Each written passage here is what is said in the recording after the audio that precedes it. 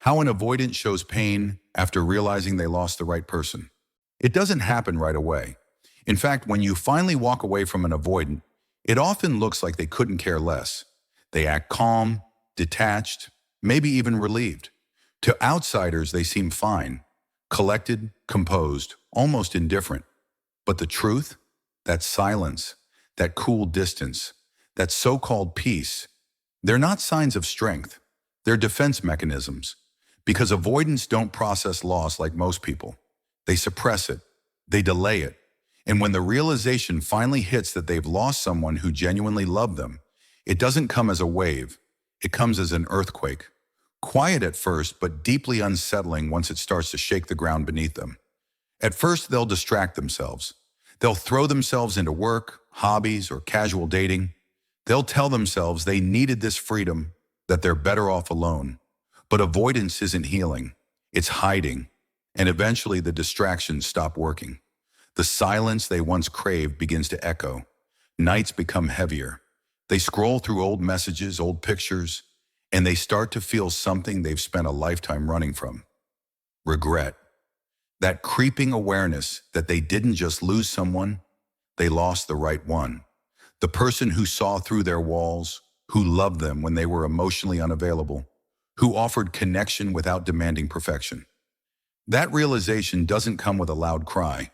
It comes with a quiet ache. Avoidants are experts at appearing unbothered, but their pain shows up in subtle, almost invisible ways. They'll rewatch old shows you used to love. They'll visit places you both went under the excuse of just passing by. They might check your social media, but never like a single post. To them, even clicking that heart feels like vulnerability. But the fact that they're watching, remembering, reliving, means something is stirring inside. They start wondering if they pushed away the one person who truly accepted them. That's the hidden torment of the avoidant heart. They crave closeness, but are terrified of it. And when they finally lose it, they're forced to face their deepest fear, that they were the reason it ended.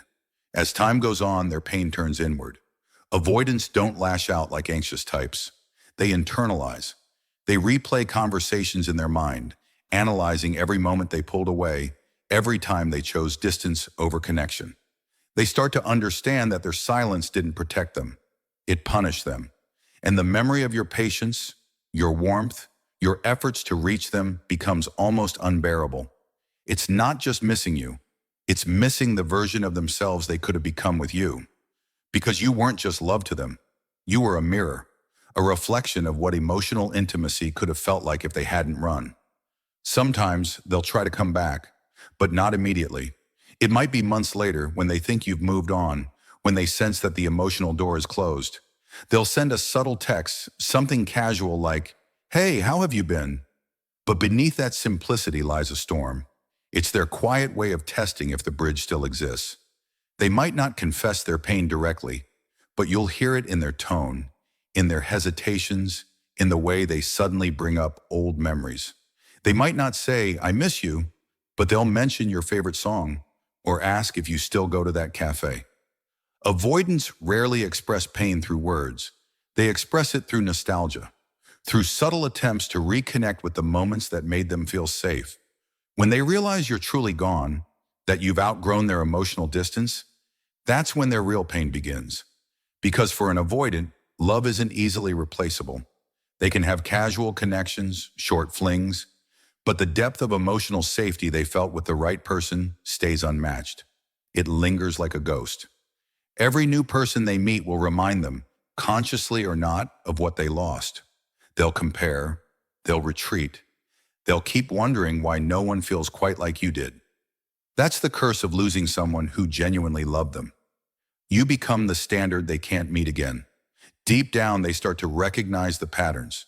They realize that every time someone got too close, they pushed them away. That every time they were loved, they ran. And that realization isn't empowering. It's haunting. Because now the one person who could have understood them, who could have helped them heal, is gone. And avoidants don't know how to mourn properly. They don't cry it out or call a friend. They sit with it. They isolate even more, hoping the numbness will return.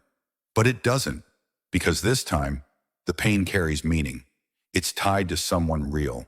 Some avoidants try to mask this pain by becoming overly social or diving into self-improvement. They start going to the gym, picking up new habits, even reading about attachment styles. But underneath, it's not about growth. It's about guilt. It's their way of silently trying to fix what they couldn't while they had the chance. The irony is that the avoidant, who once feared emotional dependence, now finds themselves emotionally trapped in memories. Every moment of affection they once dismissed as too much now feels like something precious they took for granted. And if you've ever wondered whether an avoidant really suffers after losing you, yes, they do, but not in the way you'd expect. Their pain is quiet, private, and drawn out. It's not the kind of heartbreak that explodes. It decays slowly over time. You'll never see their tears, but you'll see it in their solitude, in their hesitation to love again. They'll tell themselves they're fine, but deep down, every part of them knows they lost someone rare, someone who made love feel safe, even for a person terrified of it. Here's the truth most people don't understand. Avoidants don't fear love. They fear the loss of control that comes with it. And when they finally meet someone who breaks through that fear, it changes them. So when that person walks away, it's not just heartbreak, it's identity collapse. They lose not only you, but also the one place where they felt seen without needing to perform. That's why their pain lasts. That's why they keep revisiting the past long after you've moved on. Over time, some avoidants grow from that loss. The pain becomes a teacher. It forces them to confront their emotional walls, to question their coping mechanisms. They begin to see that avoiding love doesn't protect you, it isolates you. That vulnerability isn't weakness, it's connection. The ones who learn this start to change, but it's usually too late for the relationship they lost. You become the lesson that opened their heart, even if they never tell you. So if you've ever loved an avoidant and walked away thinking they didn't care, remember this. Their silence wasn't indifference, it was confusion. Their distance wasn't hate, it was fear. And when they finally realize what they've lost, the pain doesn't show in tears. It shows in reflection, in loneliness, in the way they start treating the next person differently. You may never hear the apology, but somewhere deep inside them, they're saying it every day. And maybe that's the bittersweet truth about loving an avoidant. You often don't get closure because their healing happens in the shadows. But the right person, the one who left, becomes the ghost that changes them forever. They may never say it out loud, but they know. They know they lost something real. They know they pushed away the person who would have stayed, and that quiet realization, that slow burning regret, that's how an avoidant shows pain when they've lost the right one.